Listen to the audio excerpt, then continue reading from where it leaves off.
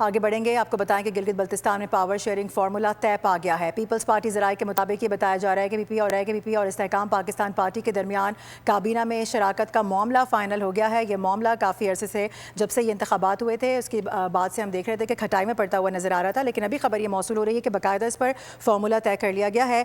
IPP को नशस्तों के तनासुब से काबीना में नुमाइंदगी दी जाएगी, जबकि 2 वजारतों का इम्कान भी जाहिर किया गया है। ज़राए बता रहे हैं कि हतमी मंजूरी भी इस हवाले से दे दी गई है, जो कि बड़ी डेवलपमेंट है।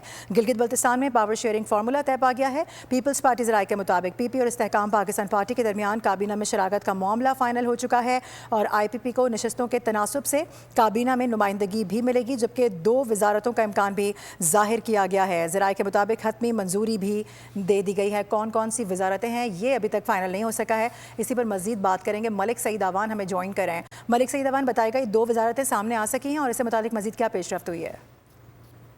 Gilgit Baltistan power sharing formula तय पा गया। बड़े अरसे से ये मुज़ाकरात चल रहे थे। गिलगित बल्तिस्तान पावर शेयर फार्मूले पर PP और IPP में जो है मुलाकातें भी हो रही थी और बिलाखिर ज़राए के मुताबिक ये फार्मूला तय पा गया। IPP को GB काबीना में हिस्सा नशिस्तों के तनासब से मिलेगा।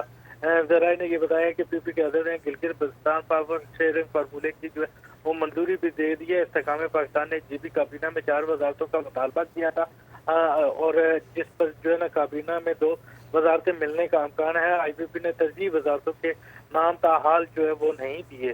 ज़राए के मुताबिक IPP को GB काबीना में 1 वजारत जो है वो भी मिलने का इम्कान है। जी ठीक है, इस हवाले से आगाह करने के लिए बहुत शुक्रिया आपका।